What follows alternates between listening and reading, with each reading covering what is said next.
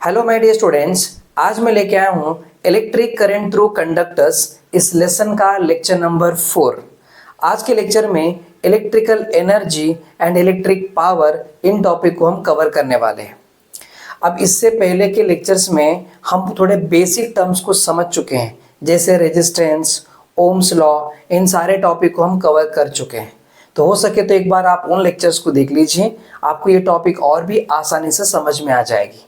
ठीक है, तो चलो हम शुरू करते हैं। देखिए, सबसे पहला हम क्या करेंगे, हमारे पास एक सरफेस लेके रखे हैं। सरफेस मतलब जैसे कोई एक टेबल है समझो। ठीक है, टेबल के ऊपर है ना एक ब्लॉक रखा है हमने, ये है ब्लॉक। अब ये ब्लॉक ए पॉइंट पे प्रेजेंट है। यहां पर हम क्या करेंगे, एक पर्सन है इधर। अब ये पर्सन इसके ऊपर फोर्स अप्लाई करेगा। फोर्स अप्लाई करके ब्लॉक को यहां से मूव कराकर किसी इस पॉइंट पे लेके आया समझो, ये वाले पॉइंट पे, जो कि ये पॉइंट है बी पॉइंट। तो पहले ब्लॉक ए पॉइंट पे था, अब बी पॉइंट पे आया है, मतलब यहां से लेके इतना डिस्प्लेसमेंट किया है, बराबर।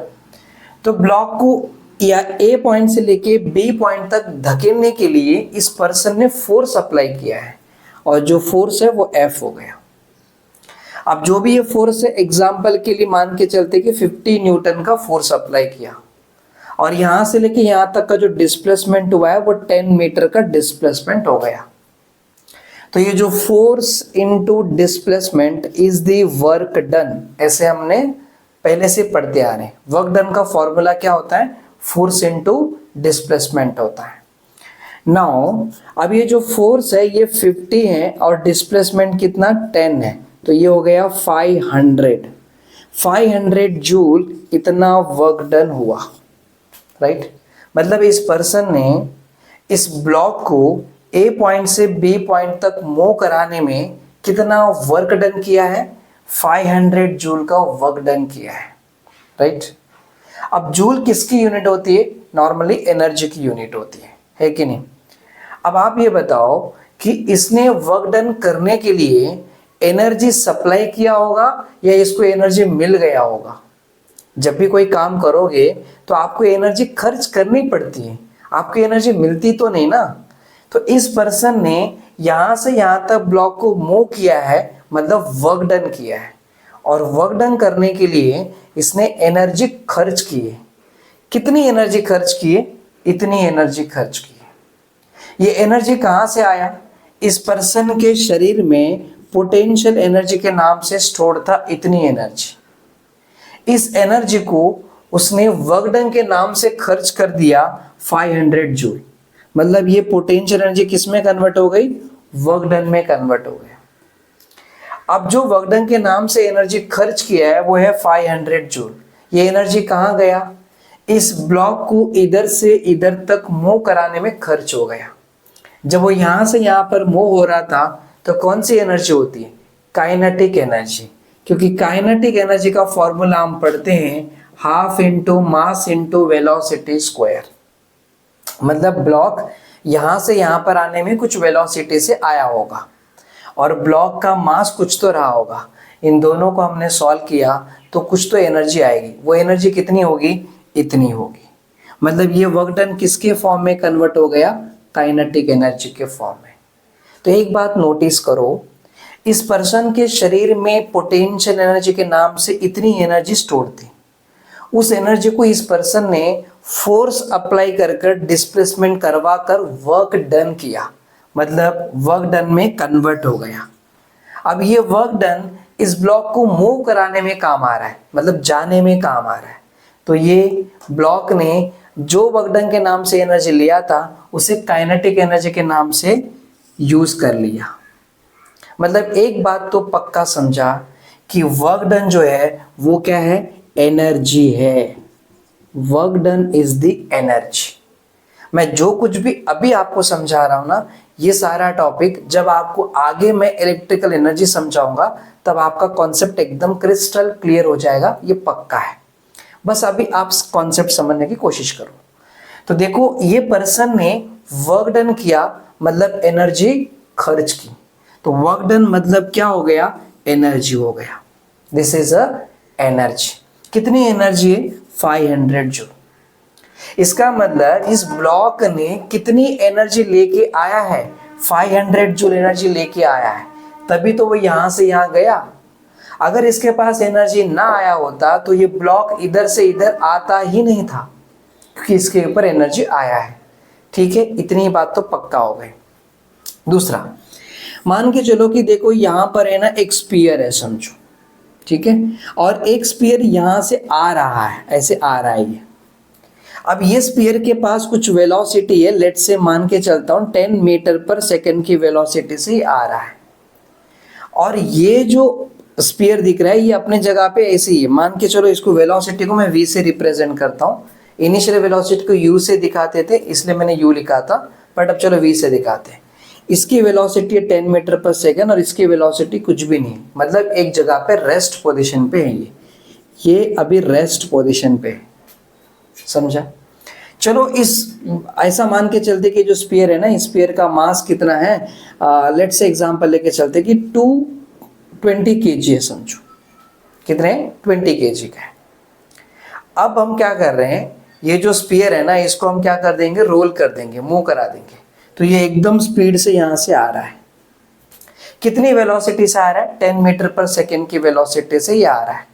ये जो स्फीयर है वो एक जगह पे रुका हुआ है, यानी कि रेस्ट पोजीशन पे।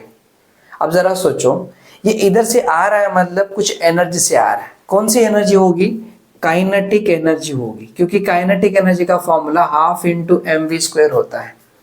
ऐसे में अगर मैं इसका कैलकुलेशन करूं तो हाफ m कितना है? 20 और v कितना है यहाँ पर 10, यानी कि v का स्क्वायर है मतलब 10 का स्क्वायर। यहाँ पर एक कट करेंगे तो 10 आ जाएगा और 10 का स्क्वायर कितना? 100, मतलब ये हो जाएगा 1000 जूल। यानी कि इतनी एनर्जी के साथ ये स्फीयर आ रहा है। चलो इसका नामकरण करते, ये ए स्फीयर है, ये बी स्फीयर है। अब ए स्फीयर कितनी एनर्जी से आ रहा है? इतनी एनर्जी से आ रहा है, और बी स्फीयर एक जगह पे रुका हुआ है। ए स्फीयर पीछे से आएगा और बी स्फीयर को कोलिजन करेगा, मतलब टकराएगा। जब वो टकराता है तो अपने पास जो एनर्जी है वो एनर्जी ट्रांसफर कर देता है बी स्फीयर को। तो maximum amount of energy B sphere को ट्रांसफर हो जाती है, और कुछ अमाउंट ऑफ एनर्जी जब ये इससे टकराएगा तो हीट के फॉर्म में निकल जाती है, मतलब थोड़ा लॉस हो जाता है, और मैक्सिमम एनर्जी इस बी स्फीयर को मिल जाता है। जैसे बी स्फीयर को इसकी एनर्जी ट्रांसफर हो जाती है, अब बी स्फीयर के पास एनर्जी आ गई, तो वो क्या करेगा, वो स्पीड से दौड़ना शुरू करेगा। वो एकदम स्पीड से जाएगा और ए वाला स्फीयर की स्पीड कम हो जाएगी और बी वाले की स्पीड बढ़ जाएगी। समझ में आ रहा है? इससे क्या समझा आपको? यहां पर एक बात समझ में आ गया होगा, एनर्जी ट्रांसफर होता है, एनर्जी ट्रांसफर हो रहा है। मतलब जब भी कोई दो ऑब्जेक्ट कोलाइड करते हैं, कोलिजन करते हैं, तो जिसके पास ज्यादा एनर्जी है और वो जाके किसी और से अगर टकराता है तो अपनी एनर्जी उसको ट्रांसफर कर देता है। इसको ट्रांसफर कर दिया, अब बी स्फीयर को एनर्जी मिल गई तो वो दौड़ना शुरू कर लिया, और ए वाले की एनर्जी उसके पास चली गई है, इसलिए ए वाले के पास एनर्जी अब ना के बराबर है, तो वो स्लो हो जाएगा और थोड़ी बहुत एनर्जी से वो थोड़ा थोड़ा आगे जाएगा और रुक जाएगा, और बी वाला दौड़ता ही जा रहा है। समझ में आ गया? तो दो कॉन्सेप्ट समझना है, एनर्जी ट्रांसफर पक्का, वर्क डन का फॉर्मूला पक्का। वर्क डन मतलब एनर्जी। भाई साहब, इस ब्लॉक के ऊपर इस इंसान ने क्या किया? एनर्जी ट्रांसफर किया है, मतलब एनर्जी खर्च हुआ है। तो जो वर्क डन आप पढ़ रहे हो वो एनर्जी है, राइट? तो ये एनर्जी के बारे में आपको समझ में आ गया। इतनी बातें तो आपको पक्का क्रिस्टल क्लियर हो गई। थोड़ा आगे देखते हैं। हमने रेजिस्टेंस का एग्जैक्टली क्या मतलब पढ़े थे? रेजिस्टेंस के बारे में हमने बहुत बार पढ़ा। हमने कहा था कि हमारे पास कोई एक कंडक्टर है, ठीक है, मतलब कोई एक वायर है, और एग्जाम्पल के लिए हम क्या ले रहे थे कि वो सोडियम मेटल वायर है। हालांकि सोडियम में एटम स्टेज में करंट फ्लो होना आसान नहीं है, बट हमने सोडियम ही क्यों ले रहे थे? क्योंकि सोडियम का एटॉमिक नंबर 11 था, 281 लास्ट में एक इलेक्ट्रॉन फ्री दिख रहा था, तो एक इलेक्ट्रॉन से दिखाना आसान था इसलिए वो ले लिए। तो सोडियम एटम में लास्ट में वैलेंस शेल में एक इलेक्ट्रॉन फ्री रहता है। तो ऐसे में एक कंडक्टर है जो सोडियम मेटल वायर है, समझते। सोडियम मेटल वायर मतलब बहुत सारे सोडियम एटम। तो इसके अंदर सोडियम एटम, इधर एक सोडियम एटम, यहाँ है, इधर है, ऐसे बहुत सारे सोडियम एटम प्रेजेंट है। हर सोडियम एटम के यहाँ वैलेंस शेल में एक एक इलेक्ट्रॉन फ्री इलेक्ट्रॉन्स है। फ्री इलेक्ट्रॉन से मतलब न्यूक्लियस के कब्जे में नहीं है, वो फ्री इलेक्ट्रॉन रैंडम मोशन करने वाला है। जब इलेक्ट्रॉन न्यूक्लियस से यानी कि एटम के वैलेंस शेल से फ्री हो जाता है तो फिर वो उसको एटम नहीं बोलते, उसको आयंस कहते हैं, है ना। ठीक है, ज्यादा केमिस्ट्री में नहीं जाएंगे, अभी इतना समझ लो कि इलेक्ट्रॉन फ्री है। ओके, अभी देखो ये जो फ्री इलेक्ट्रॉन से क्या कर रहे थे, रैंडम मोशन कर रहे थे। कैसे मोशन कर रहे थे, इस तरह का मोशन कर रहे थे। कोई इलेक्ट्रॉन यहाँ जा रहा है, कोई इधर जा रहा है, तो कोई इधर, इस तरह इनका रैंडम यानी कि कोई डायरेक्शन फिक्स नहीं था, सब ऑल पॉसिबल डायरेक्शन में मूव कर रहे थे। फिर हमने क्या किया, हमने यहाँ से बैटरी का कनेक्शन कर दिया। देखो जब ये इलेक्ट्रॉन इधर उधर मूव हो रहे थे तो जो बाकी एटम्स है वो तो अपनी अपनी जगह पे बैठे हुए थे। तो यहाँ का जो एटम्स है वो अपनी जगह पे, इधर का एटम्स अपनी जगह पे, ये जो एटम्स है वो अपनी अपनी जगह पे है, और ये जो इलेक्ट्रॉन्स है वो घूम रहे हैं। जब हमने बैटरी से कनेक्शन किया, की लगा दिया यानी कि स्विच लगा लिया पॉजिटिव नेगेटिव, तो आपको पता है कि ये जो नेगेटिव पोटेंशियल है इलेक्ट्रॉन के ऊपर रिपल्शन फोर्स एक्सर्ट करता है, तो सारे इलेक्ट्रॉन दौड़ते हुए इस तरफ जाते हैं। सामने वाला पॉजिटिव पोटेंशियल है, इलेक्ट्रॉन के पास नेगेटिव चार्ज है, पॉजिटिव और नेगेटिव में अट्रैक्शन होता है, तो इसने सारे इलेक्ट्रॉन को अपनी तरफ खींच लिया। अभी जो इससे पहले इलेक्ट्रॉन्स रैंडम मोशन कर रहे थे वो अब बैटरी कनेक्शन करने के बाद बस एक ही डायरेक्शन में जाएंगे, और वो कुछ हमें इस तरह दिख रहा था। किस तरह मैं बता रहा हूँ, देख लीजिए। यहाँ हम डायग्राम निकाल रहे हैं ताकि आपको इजीली समझा सके। इलेक्ट्रॉन यहाँ जा रहा है, देखो बहुत सारे एटम्स तो अंदर रहेंगे, तो वो तो मैं दिखाऊंगा ही ऐसे ताकि आपको समझे। सारे इलेक्ट्रॉन का मोशन सिर्फ एक तरफ रहेगा, ऐसे इस तरफ। आप देख सकते एक ही डायरेक्शन में जा रहे हैं। और ये रहा अपनी बैटरी, और ये अपना स्विच इस तरह लगा लेते हैं और सारी बातें क्लियर कर लेते हैं। हो गई यहाँ तक, सारे इलेक्ट्रॉन एक तरफ जा रहे हैं। तो कितने इलेक्ट्रॉन्स यहाँ से निकलेंगे एक सेकेंड में। अब इलेक्ट्रॉन्स के ऊपर चार्ज होते हैं, हर एक इलेक्ट्रॉन का चार्ज कितना पड़े थे, 1.6 इंटू 10⁻⁻19 कूलम। तो इलेक्ट्रॉन के पास चार्ज है, तो मैक्सिमम इलेक्ट्रॉन्स यहाँ से निकलेंगे। तो कितने इलेक्ट्रॉन का चार्ज है, मतलब कितना चार्ज यहाँ से पास आउट हुए एक सेकेंड में, यानी कि time is the electric current, ये हमने पढ़े थे। लेकिन जब ये इलेक्ट्रॉन यहाँ से यहाँ जाते रहेंगे तब बीच में जो एटम्स है यानी कि आयन कोर्स है उन्हें वो टकराएंगे। अभी देखो पीछे से फोर्स आया है क्योंकि बैटरी कनेक्शन कर दिया है, तो यहाँ का पोटेंशियल डिफरेंस V, कुछ वोल्टेज की हमने बैटरी कनेक्शन कर दिया, तो इसने क्या किया, यहाँ से फोर्स अप्लाई किया, धक्का लगा है। तो पीछे से फोर्स आने की वजह से ये एक ही डायरेक्शन में जा रहे हैं, और जब जाते रहेंगे तब बीच में एटम्स होने की वजह से उन्हें कोलाइड करेंगे, मतलब टकराएंगे। और जब टकराएंगे तो वहां पर क्या होगा, टकरा कर क्या होगा हम आगे बताएंगे, फिलहाल समझो टकराएंगे। टकरा कर फिर भी अंदर से ड्रिफ्ट करके वो निकलेंगे, मतलब जो वेलोसिटी से जाएंगे दैट इज ड्रिफ्ट वेलोसिटी। ये सारी बातें आपको पहले लेक्चर में ही पता चल गया था, है ना।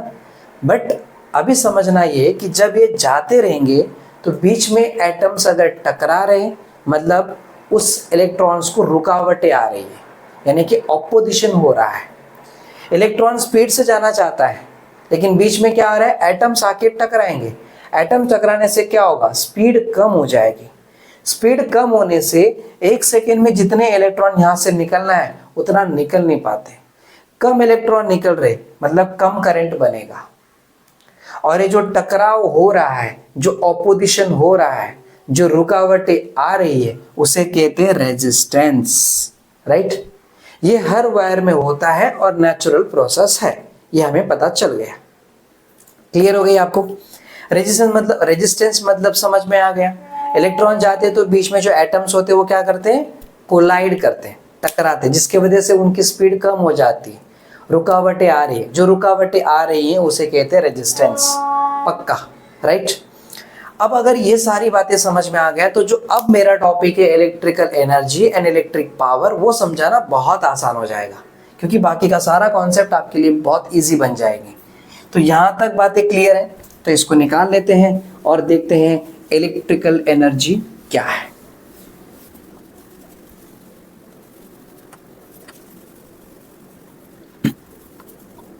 देखो, अभी टॉपिक होगा इलेक्ट्रिकल एनर्जी, इलेक्ट्रिकल एनर्जी, ठीक है। और आगे पढ़ेंगे इलेक्ट्रिकल पावर क्या होता है। देखो, अब हम क्या करेंगे, हमारे पास है ना एक वायर है, एक वायर है, तो मैं यहाँ पर क्या करूँगा, वायर ले लेता हूँ, ठीक है। यहाँ से ऐसे वायर ले लिया, बैटरी से कनेक्शन कर लेता हूँ और इस तरह मैं वायर ले लेता हूँ। तो ज़रा अभी देखो, ये वायर का कॉन्सेप्ट क्लियर करने के लिए ज़रा डायग्राम अच्छे से निकाल लेते हैं। हम कुछ इस तरह का वायर निकाल लेते हैं।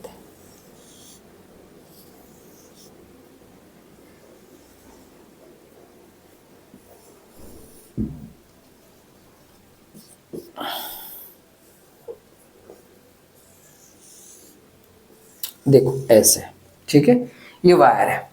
अब इस वायर में क्या होने वाला है, करंट फ्लो होने वाला है। तो जो इससे पहले मैंने स्टोरी बताया था, ऐसी वायर थी, ऐसे हमने वायर का स्ट्रक्चर निकाले थे, इसके अंदर क्या थे, एटम्स थे, इलेक्ट्रॉन फ्लो होते, ये नॉर्मल बात है। अब स्पेशली मैं यहाँ पर क्या करूँगा, इधर मैं लगा देता हूँ एक बाहर से रेजिस्टेंस बना देता हूँ, एक रेजिस्टेंस लगा देता हूँ। अभी रेजिस्टेंस है क्या, समझेगा। अभी के लिए इतना समझो कि रुकावटें डालने वाला हूँ, मतलब इसके ऑपोजिशन क्रिएट करने वाला हूँ। तो मैं लगा लिया ये रेजिस्टेंस। अब इसके अंदर क्या है कि बहुत सारे एटम्स है, ऐसे नंबर ऑफ एटम्स यहाँ पर प्रेजेंट है, ठीक है, इस तरह का एटम्स प्रेजेंट है। क्लियर हो गई। यहाँ ये पॉजिटिव है, ये नेगेटिव है, हमने यहाँ पर स्विच ऑन कर देंगे। अब इलेक्ट्रॉन क्या करने वाले, इधर से आने वाले। तो अपने जो ये इलेक्ट्रॉन्स है वो यहाँ से ट्रैवल करते हुए इधर जा रहे हैं, ठीक है, ऐसा इलेक्ट्रॉन जाने वाला है इस तरफ। क्लियर हो गई। अब जरा देखो, ये जो बैटरी है ना, इसका पोटेंशियल डिफरेंस कितना, V है, मतलब वोल्टेज है। अब इलेक्ट्रॉन यहां से ट्रैवल करते हुए जा रहे हैं, हमने लगा दिया सामने रेजिस्टेंस, मतलब हम चाहते कि उस इलेक्ट्रॉन को अपोजिशन करने वाले डिवाइस को लगा देंगे। हम जानबूझ के उसको रेजिस्टेंस लगा दिया ताकि हम करंट को अपोज कर सके। तो मैं लगा दिया रेजिस्टेंस। अब ये इलेक्ट्रॉन यहां से जा रहे हैं। अब जरा सोचो, इलेक्ट्रॉन को यहां से यहां पहुंचाना जरूरी है। जब इलेक्ट्रॉन इधर से इधर आएगा और फिर यहां तक पहुंचेगा तभी तो करंट बनेगा, है ना। तो करंट को फ्लो कराना है, क्योंकि ये पूरी एक वायर है और वायर में करंट को फ्लो कराना है। लेकिन वायर के बीच में हम लगा दिए रेजिस्टेंस, यानी कि रुकावटें। अब ये इलेक्ट्रॉन जब इधर से इधर जाता रहेगा तो बीच में बहुत सारे एटम्स हैं, है ना। तो ये जाने वाले इलेक्ट्रॉन क्या करेंगे, ये एटम्स है तो इलेक्ट्रॉन यहां पर आएगा और इन्हें टकराएगा। फिर वो आगे जा रहे हैं तो यहां दूसरे एटम से टकराएंगे। कुछ भी हो, बस इलेक्ट्रॉन को यहां से यहां पर भेजना हमारा काम है। तो भेजने के लिए क्या करेंगे, ये जो बैटरी है ये पीछे से फोर्स अप्लाई करेगी। क्या अप्लाई करेगी, फोर्स। फोर्स अप्लाई कर लिया तो इलेक्ट्रॉन को यहां से यहां तक आना पड़ेगा, मतलब यहां से यहां तक उसको डिस्प्लेसमेंट करनी पड़ेगी। तो फोर्स इंटू डिस्प्लेसमेंट क्या होगा, वर्क डन होगा। Force into displacement work done होगा। तो ये वर्क डन कौन कर रहा है, ये बैटरी कर रही है। तो जनरल फॉर्मूला जो मैकेनिकल में हम पढ़ते हैं वो फोर्स इंटू डिस्प्लेसमेंट पढ़ते हैं, लेकिन इन इलेक्ट्रिकल टर्म्स, अगर इलेक्ट्रिकल टर्म्स में, electrical terms, in electrical terms, electrical terms में जो वर्क डन का फॉर्मूला होता है, work done is equal to इधर का कितना वोल्टेज आप यहां पर दे रहे हो, यानी कि बैटरी का वोल्टेज पावर सप्लाई कितना है, वोल्टेज V, और कितने चार्जेस को इधर से इधर पास करा रहे हो, वो चार्जेस Q। ये होता है वर्क डन का फॉर्मूला। नॉर्मल जो हमने मैकेनिकल में पढ़े थे वो क्या था, वहां एक ब्लॉक होता था, ब्लॉक के ऊपर फोर्स अप्लाई किए थे, वो यहां से यहां आ गया था। तो फोर्स इनटू डिस्प्लेसमेंट क्या होता है? Work done. इधर भी वर्क डन ही हो रहा है। इस बैटरी ने क्या किया? फोर्स अप्लाई किया, तो फोर्स अप्लाई कर रहा है और इलेक्ट्रॉन को यहां से यहां तक भेज रहा है। इधर से इधर पार कराना है, पार कराना है तो इसको फोर्स अप्लाई करनी होगी। फोर्स अप्लाई करेंगे तो डिस्प्लेसमेंट होगा, तो force into displacement work done होता है। ये जनरल फॉर्मूला, लेकिन इलेक्ट्रिकल टर्म्स में वर्क डन का फॉर्मूला ये होता है। ठीक है, चलो यहां से यहां पर चार्जेस आ गए। कितने चार्ज आ गए? Q charges. और कितने टाइम में? टी टाइम में। चार्ज अपॉन टाइम क्या होता है? Electric current. तो हमें पता है कि since I is equal to charge upon time is the electric current. अब ये जो चार्ज है, इस चार्ज को यहां क्रॉस मल्टीप्लाई करो तो I इंटू टी हो जाएगा। I इंटू टी कर देता हूं। तो पहला वाला फॉर्मूला देखो, W इज इक्वल टू, यहां है V और बाजू में लिखा है Q। Q के जगह पे क्या लिखोगे? I into T. ठीक है, तो ये हो गया वर्क डन। क्या हो गया? Work done. मतलब इस बैटरी ने कितना काम किया इलेक्ट्रॉन को यहां से यहां पर पास कराने के लिए। कितना काम किया है, वो काम हमने यहां निकाल लिया। काम ही तो किया है ना बैटरी ने, इलेक्ट्रॉन को यहां से यहां पर ट्रांसफर कराने का काम किया है, तो इतना काम किया है। और आपको पता है कि ये है work done, that means this is energy. क्योंकि बैटरी ने एनर्जी खर्च की होगी ना, तभी तो इलेक्ट्रॉन को यहां से यहां पर पार कराया है। अगर इसने एनर्जी सप्लाई नहीं किया होता तो इलेक्ट्रॉन यहां से यहां पर जा ही नहीं पाते। पीछे से धक्का मार के आगे भेजना मतलब एनर्जी देना। तो बैटरी ने एनर्जी दिया है। कितनी एनर्जी दिया है? इतनी एनर्जी दिया है। Energy supplied by the battery, या फिर जो इलेक्ट्रॉन है एनर्जी लेके इधर पहुंचे, जितनी भी इलेक्ट्रॉन ने जिस एनर्जी से वो यहां पहुंचे उस एनर्जी को बोलेंगे वर्क डन। क्लियर हो गई?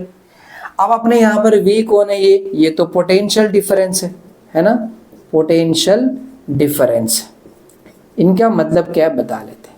ये I क्या है? इलेक्ट्रिक करंट है, इलेक्ट्रिक करंट।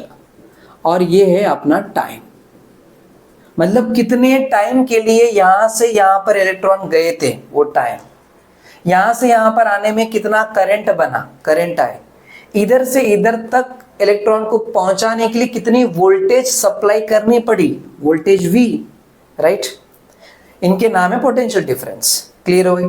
अब इनके यूनिट क्या होता है? इसका यूनिट है वोल्ट, इसकी यूनिट है एम्पियर, है ना, और इसकी यूनिट है सेकेंड।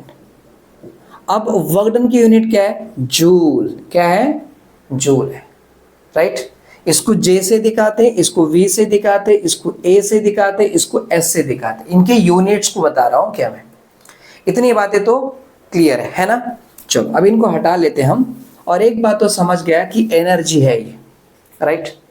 अब जरा देखो, जो एनर्जी यहां पर दिया गया है वो एनर्जी कैसे यूज हुआ है वो समझते हैं। इलेक्ट्रॉन एनर्जी लेके जा रहे हैं क्योंकि इस बैटरी ने इस इलेक्ट्रॉन के ऊपर फोर्स अप्लाई करके धक्का मार के इनको भेज रही है। अब भेज रही मतलब इलेक्ट्रॉन एकदम स्पीड से चलते हुए, एकदम स्पीड से दौड़ते हुए आ रहे हैं। अब स्पीड से दौड़ते हुए आ रहे हैं मतलब कौन सी एनर्जी होगी? काइनेटिक एनर्जी होगी, क्योंकि जिसके पास वेलोसिटी उनके पास काइनेटिक एनर्जी। तो मैक्सिमम एनर्जी लेके ये आ रहे और यहां से इधर पार होने के लिए निकल गए। जब अंदर जाएंगे तो इन एटम से क्या कर रहे? वो टकरा रहे। तो एकदम स्पीड से गया, इसको टकराया, दूसरा वाला इलेक्ट्रॉन है इसको टकराया, ऐसे करके आगे गए इनको टकराया, फिर आगे गए इनको टकराया, ऐसे टकराते टकराते जा रहे। तो जो एटम एक जगह पे शांति से बैठे थे, मतलब हल्का सा वाइब्रेशन कर रहे थे पहले से, ऐसे में ये इलेक्ट्रॉन्स आए मैक्सिमम एनर्जी लेकर और उन्हें टकराए। जब उन्हें टकराते तो अपनी एनर्जी उनको ट्रांसफर कर देते। याद है इससे पहले मैंने बताया था एनर्जी ट्रांसफर कैसे होता है। वो अपना स्फीयर आ रहा था, दूसरे स्फीयर से टकरा रहा था, एनर्जी ट्रांसफर कर रहा था। वैसा ही यहाँ पर है। तो एटम अपनी जगह पे है, उसके यहाँ से जो इलेक्ट्रॉन गुजर रहा है वो एनर्जी लेके आ रहा है। वो टकरा के एनर्जी एटम को ट्रांसफर कर दिया। तो अब इनके पास एनर्जी आ गई। किसने दे दिया इनको एनर्जी? इन इलेक्ट्रॉन ने दे दिया, क्योंकि इलेक्ट्रॉन को एनर्जी दिया किसने? बैटरी ने। वो इलेक्ट्रॉन हाई एनर्जी के साथ आने वाले इलेक्ट्रॉन जब इनसे कोलिजन करते हैं, कोलाइड करते हैं, तो एनर्जी इनको ट्रांसफर कर देते हैं और इलेक्ट्रॉन निकल के यहाँ जाते हैं। जो एनर्जी इनको ट्रांसफर कर दिया गया है वो एनर्जी इनके पास अभी आ गई है, तो ये एटम्स क्या करेंगे? वाइब्रेट करेगा। अब देखो पहले वाले एटम्स के पास यहाँ पर टकरा है तो इसको एनर्जी मिल गई, इसको एनर्जी मिल गई, इसको एनर्जी मिल गई। अब ये वाला क्या करेगा? वाइब्रेट करेगा। वाइब्रेट करेगा तो उसके बाजू में कौन है? दूसरा एटम है, तो उसको टकराएगा तो उसको भी एनर्जी मिल जाएगा, क्योंकि वाइब्रेट करने का मतलब इससे कोलाइड करेगा। इससे कोलाइड करेगा तो ये एनर्जी इसको ट्रांसफर कर देगा। अब ये भी वाइब्रेट करेगा तो ये एनर्जी बाजू वाले को ट्रांसफर होगी। ऐसे करके सबके पास क्या हो गई? एनर्जी ट्रांसफर हो गई। अब जब इनके पास एनर्जी ट्रांसफर हो गई तो ये आपस में क्या कर रहे? वाइब्रेशंस कर रहे। वाइब्रेशंस कर रहे मतलब टकरा रहे, एक दूसरे से क्या कर रहे? कोलिजन कर रहे। कोलिजन करने से क्या होगा? हीट एनर्जी यहां पर बन जाएगी। इधर बन गया हीट एनर्जी। अब जरा सोचो, जो वर्क डन के नाम से इस बैटरी ने एनर्जी खर्च की थी, वो एनर्जी कहां पर हो गई? क्या हो गया? उस एनर्जी यहां पर हीट एनर्जी बन गई। तो याद रखना, ये वर्क डन ही कौन सी एनर्जी बन जाती है? हीट एनर्जी बन जाती है। तो हीट एनर्जी को मैं यहां पर बताऊंगा H से। तो heat energy H is equal to, same formula apply करो, VI इंटू टी। समझ गया? एक एग्जांपल लेके समझते हैं। मान के चलो कि यहां से करंट जाने वाला है। जो करंट यहां से जा रहा है ना, करंट इधर से इधर जो फ्लो हो रहा है, एग्जांपल के लिए 5 एम्पीयर का करंट है समझो, ठीक है।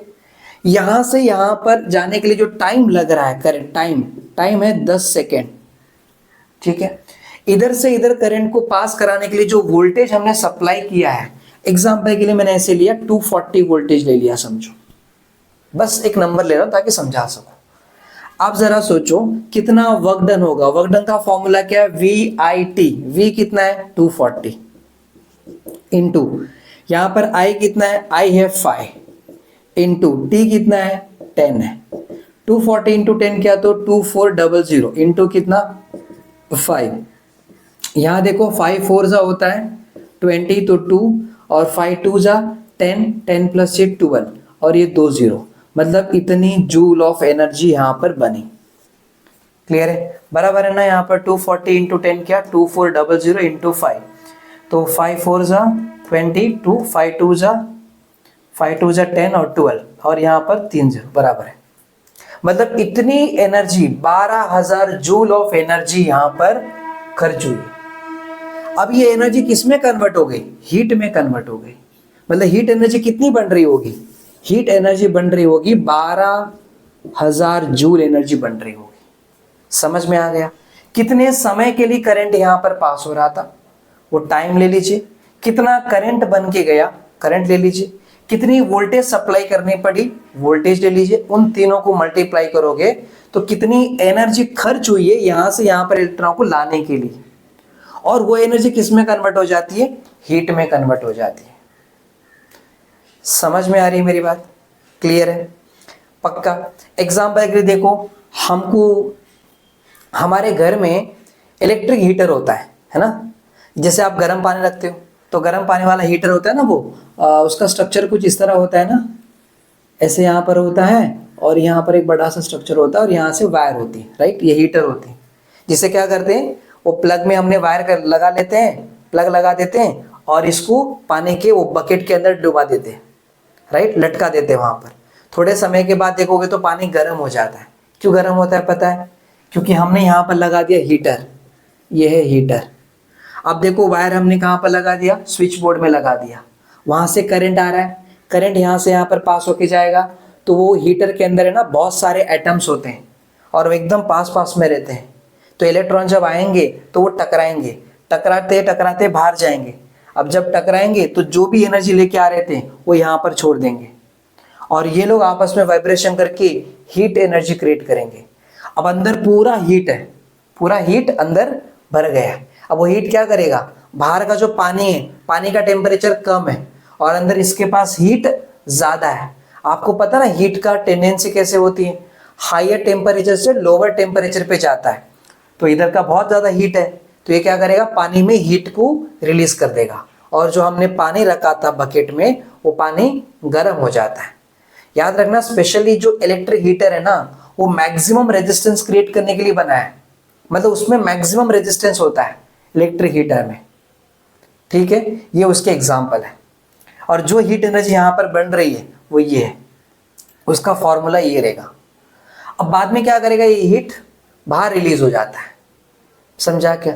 इसकी जगह पे दूसरा कोई भी डिवाइसेस आप ले सकते हो, जैसे आप इलेक्ट्रिक बल्ब लगा लो, ये वायर है समझो इस तरह, ठीक है, और मैंने यहाँ पर बल्ब लगा लिया इस तरह। अब यहाँ से बल्ब के अंदर जो फिलामेंट होता है ना, वो फिलामेंट के अंदर जो एटम्स होते हैं वो भी ऐसे होते हैं। जब करंट उस फिलामेंट से पास होती है तो वो एटम्स क्या करेंगे, वाइब्रेट करेंगे, हीट क्रिएट करेंगे।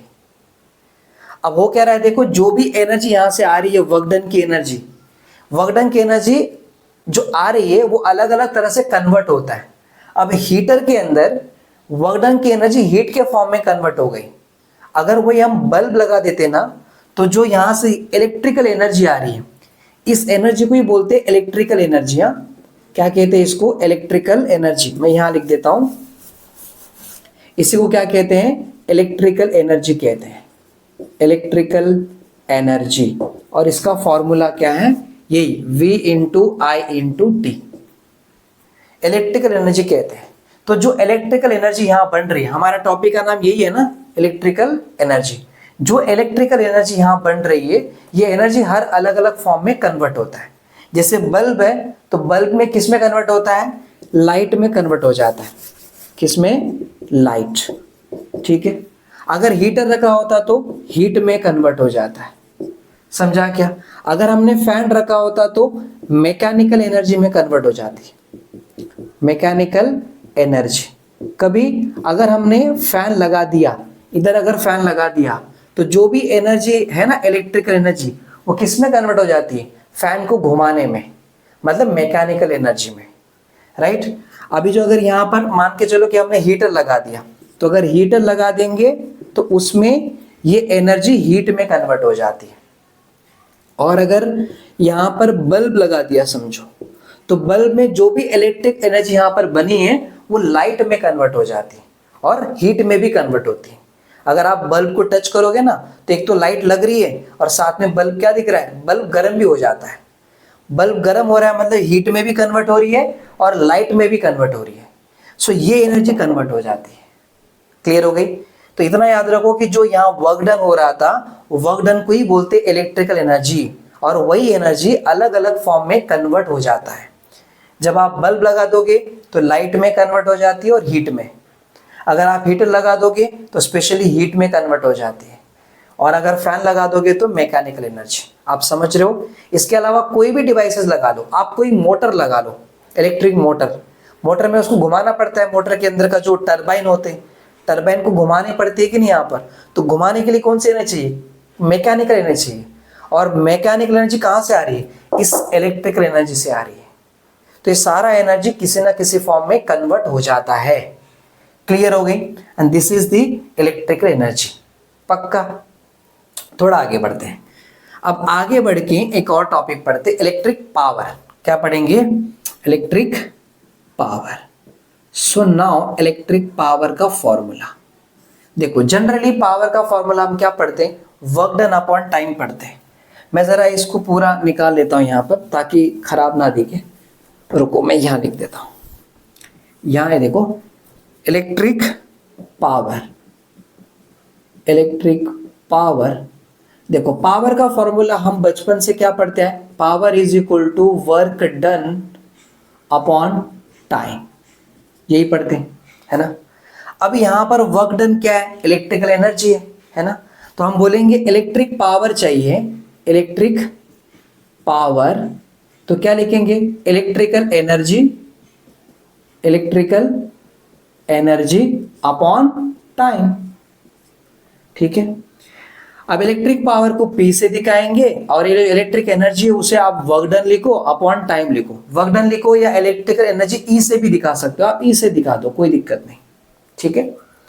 तो देखो यहाँ पर P is equal to work done का फॉर्मूला क्या है, VIT यानी कि V into I into T है अपॉन नीचे क्या है टाइम है। देखो ये टाइम और ये टाइम चला गया, मतलब इलेक्ट्रिक पावर का फॉर्मूला आता है voltage into current, voltage into current यानी कि potential difference into electric current, ये फॉर्मूला है, समझे। अभी देखो इससे पहले हमने एग्जांपल लिया, मान के चलो कि मैंने यहां से कितने करंट को पास कराया था, करंट ले लिया मैंने I is equal to 5 ampere, और जो मैंने यहाँ पर उधर का जो पोटेंशियल डिफरेंस है वो लिया 240 वोल्टेज। अब अगर मुझे इलेक्ट्रिक पावर चाहिए तो फॉर्मूला क्या रहेगा, V इंटू आई।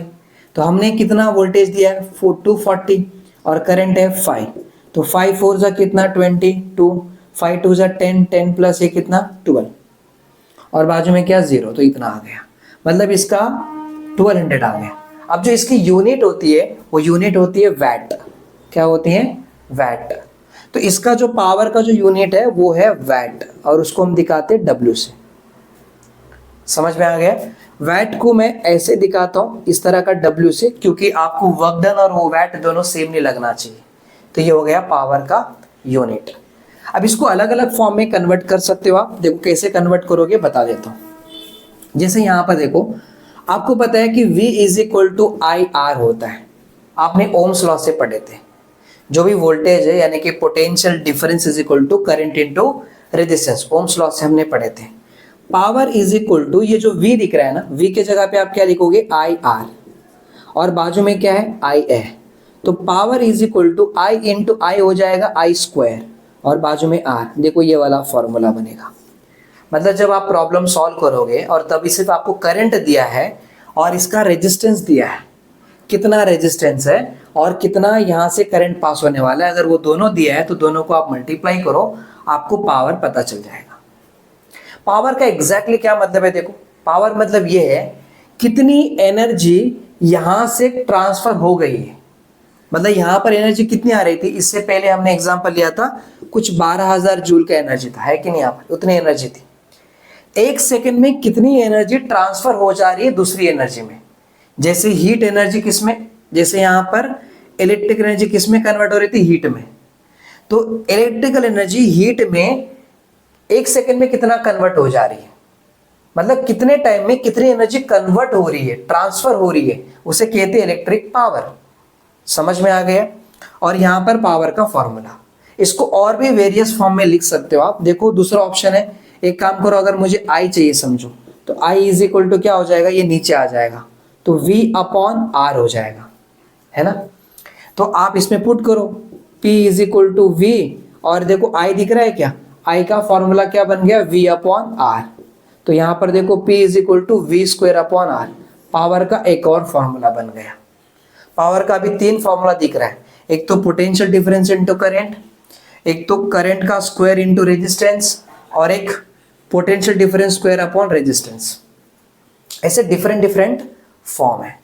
और जो वर्क डन इलेक्ट्रिकल एनर्जी का फॉर्मूला होता है वही हीट एनर्जी का फॉर्मूला होता है, क्योंकि यही उसमें कन्वर्ट हो जाती है कि नहीं। आप इसको देखो, इसको भी डिफरेंट डिफरेंट फॉर्म में आप लिख सकते हो। कैसे, आप जरा यहाँ पर देखो, मैं इसको इलेक्ट्रिकल एनर्जी को E से दिखाता हूँ। ये जो आपको V दिख रहा है, V के जगह पे आप क्या लिखोगे, IR लिख सकते हो, तो इसके जगह पे आप IR लिखोगे। बाजू में क्या यहाँ पर I इंटू टी है, तो क्या बन जाएगा, देखो वर्क डन या electrical energy is equal to I into I square और R इंटू टी, देखो फॉर्मूला बन गया। मतलब डिफरेंट डिफरेंट फॉर्मूला में आप कन्वर्ट कर सकते हो, क्योंकि आपको बेसिक फॉर्मूला पहले से पता है, वो पुट करना है और ये निकालना है। समझा क्या। चलो अभी अगर आपको इलेक्ट्रिक पावर समझा है तो इलेक्ट्रिक पावर का यूनिट क्या पढ़े हमने, वैट पढ़े। समझा, वैट, वैट को अच्छे से दिखाना है, ऐसे W से दिखाना है। क्लियर है। ये जो हम हमारे डोमेस्टिक्स यानी कि डोमेस्टिक में जो इलेक्ट्रिकल एनर्जी हम यूज करते हैं, यानी कि हमारा जो इलेक्ट्रिक बिल आता है, वहां पर जो हम पावर काउंट करते हैं वो किलोवाट में लेते हैं। किसमें, किलोवाट में। तो अभी इसका जो यूनिट होता है वो किलोवाट में हम कंसिडर करेंगे। ठीक है, एक क्वेश्चन भी लेते हैं, एक क्वेश्चन लेके हम सॉल्व करेंगे और आपको उसका एग्जांपल समझाएंगे। क्लियर हो गए। तो इसको निकाल लेते हैं। देखो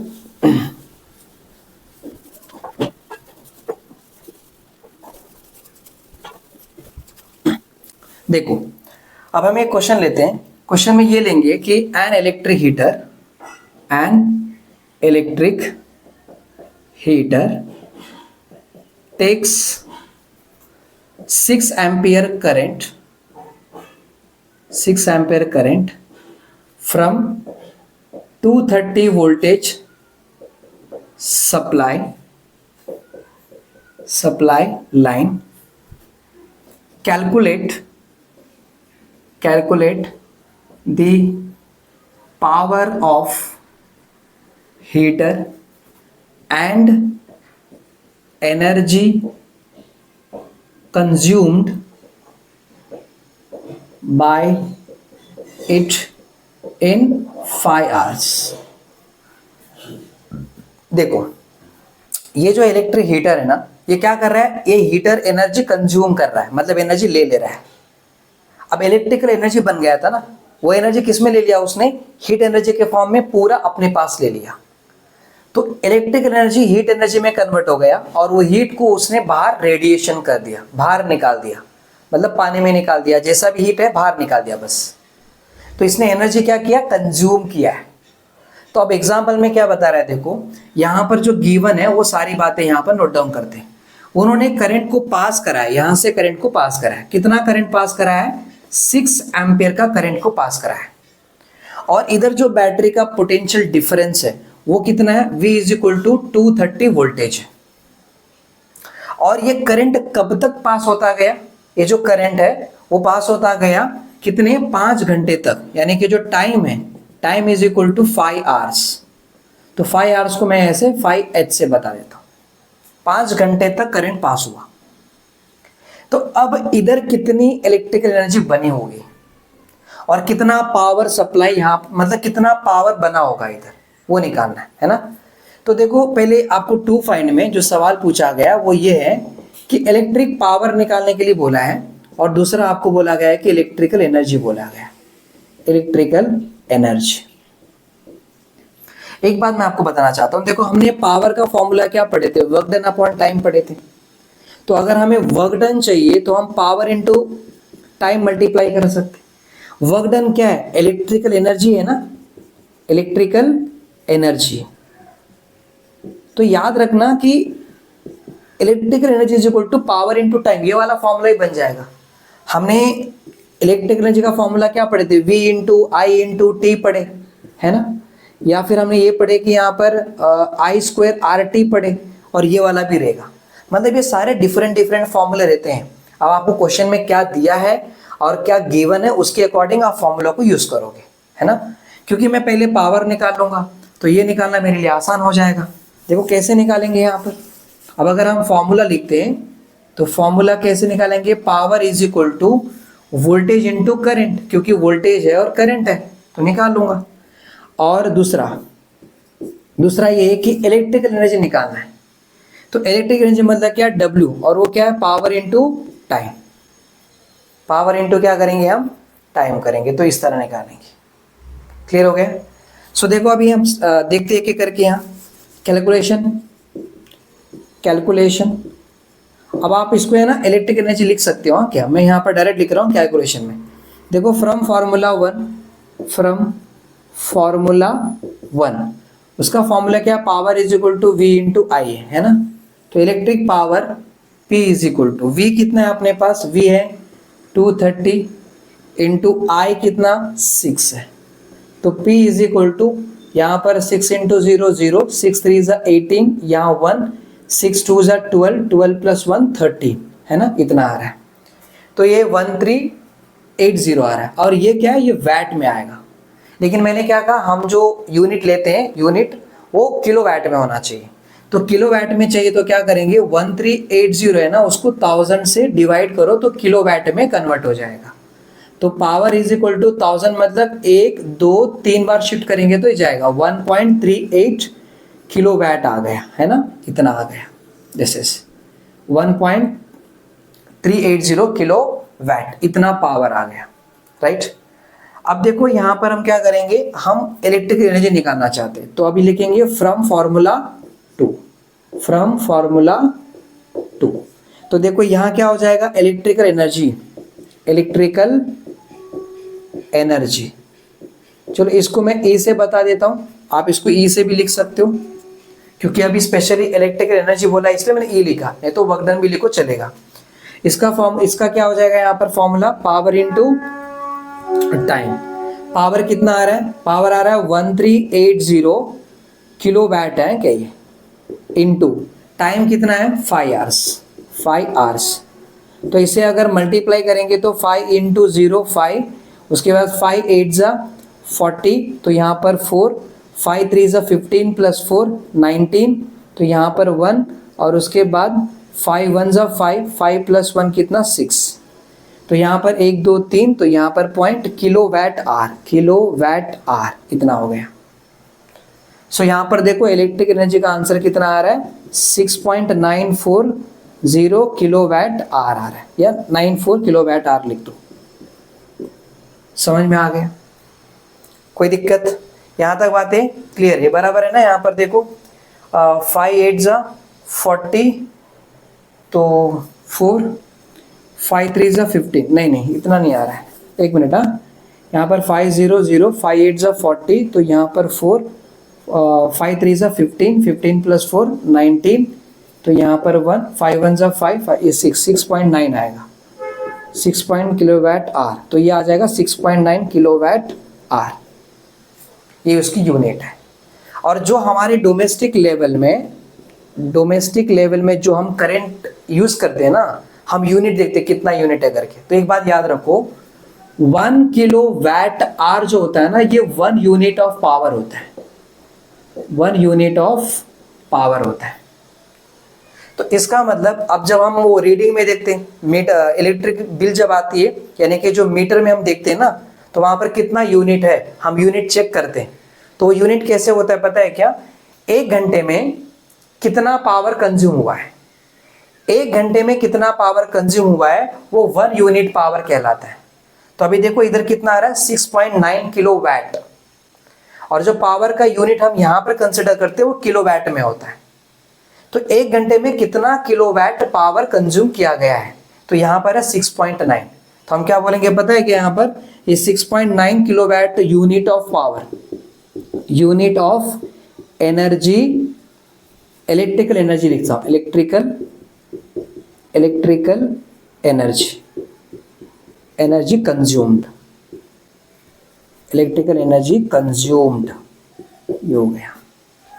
समझ में आ गया मेरी बात, यहां तक तो एकदम क्लियर है, ठीक है। चलो एक काम करते हैं, मैंने इसको हटा के एक और क्वेश्चन लेता हूं, मान के चलो कि इसको हम हटा देते, ठीक है, और मैं यहां पर क्या करता हूं, फ्रिज लगा देता हूं, अपना रेफ्रिजरेटर, ठीक है, ये है अपना रेफ्रिजरेटर, मैं इधर लिखता हूं रेफ्रिजरेटर, ठीक है, रेफ्रिजरेटर। अब रेफ्रिजरेटर का जो पावर है ना, वो पावर मैं ऐसे बोल के रख रहा हूं कि ये जो पावर यूज करने वाला है वो 0.2 किलो वैट आवर, इतना यूज करता है, राइट। और मान के चलो कि जो मैंने करंट को यहां से पास करा रहा हूं, जो मैंने यहां से करंट को पास कराने जा रहा हूं, लेट्स से एग्जांपल के लिए मैंने बोल दिया कि ये क्या है 0.2 किलो वैट पर आवर का, ये मतलब ये पर आवर का है, यानी कि पावर कैसा है, 1 घंटे में इतना किलोवाट कंज्यूम करता है, इतना पावर ये कंज्यूम करता है, समझा। अब एग्जांपल के लिए मैंने टाइम लेके रखता हूं, लेट्स से मैंने टाइम ले लिया कि 10 आवर्स, ये कितना पर डे, मेरा जो यहां पर मैंने कनेक्शन करके रखा है। अब एग्जांपल समझते हैं कि इसका जो पावर कंज्यूम करने का कैपेसिटी है वो 0.2 किलोवाट है, और मैं एक दिन में 10 घंटे ये रेफ्रिजरेटर को चलाता हूं, मतलब मैं 10 आवर चलाता हूं एक दिन में, ठीक है, एक दिन में इतना चलाता हूं, तो कितनी एनर्जी कंज्यूम की होगी इसने, तो कैसे निकालेंगे, एक सेकंड ना, इसको हटा लेते हैं।